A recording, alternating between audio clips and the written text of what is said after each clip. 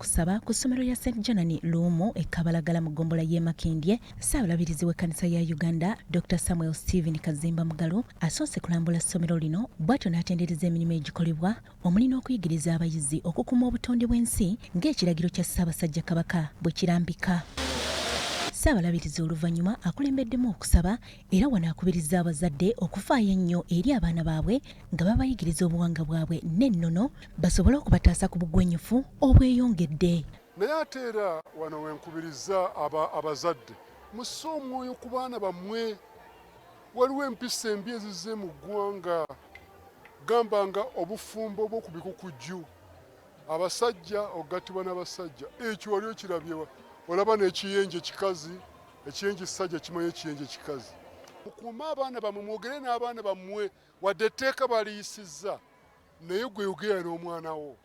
Dr. Stephen Kazimba Mugalu era yeebazizza Katonda olw'amasomero ga Janani era ne yeebaza omutandisi w'essomero lino omukungu Michael Kironde olw'okulengerera ewala n'atandikawo essomero lino eriyambye ennyo abantu. Omukungu Michael Kironde musajja wa Kabaka era nga yafuna okwolesebwa mu kifo kino ekirimu omugeteko ekyawano Kabalagala n'atandika essomero n'abaana 25 n'abasomesa 5 naye kakati bali abaana 1,200. Wabula asabye abayizi okufaayo ennyo ku misomo gyabwe basobole okufuuka ab'omugaso mu ggwanga. Omukungu Mike Kironde nga yatwala amasomero ga Janani mu ggwanga akubirizza abazadde okukuza abaana baabwe obulungi nga bayita mu kubabuulirira okusobola okutangaaza ebiseera byabwe eby'omu maaso. Nene okwogera ebintu bino olwatu nga tetwetiiriridde nti omuntu wogenda mu bufumbo ng'oli muto si kituufu, omuntu okwebaka mukazi ku mukazi omusajja ku musajja si kituufu.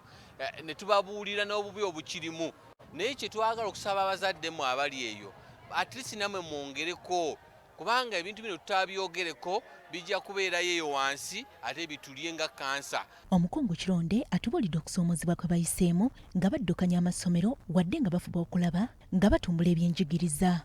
Twatandika essomero lino erya Janani Luumu ekabalagala, abatuuze balina challenge oba okusoomoozebwa okubanga basobola okusomesa abaana nga tebamanyi nnyo nsonga lwaki balina okusomesa abaana.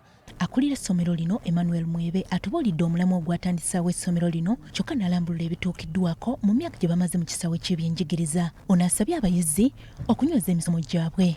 Essomero lyaffe ekisookera ddala lyatandikibwa nga lirina omulamwa ogw'okukyusa embeera z'abantu ez'omu kitundu. Era y'ensonga lwaki n'ebisale by'essomero biri wansi nnyo kubanga ekigendererwa si kya kukola nsimbi, wabula okulaba nti buli mwana afuna omukisa oguyitako ku ssomero ayite mu kye tuyita affordable education, ebyenjigiriza ebisoboka. Because life out there without education is not easy.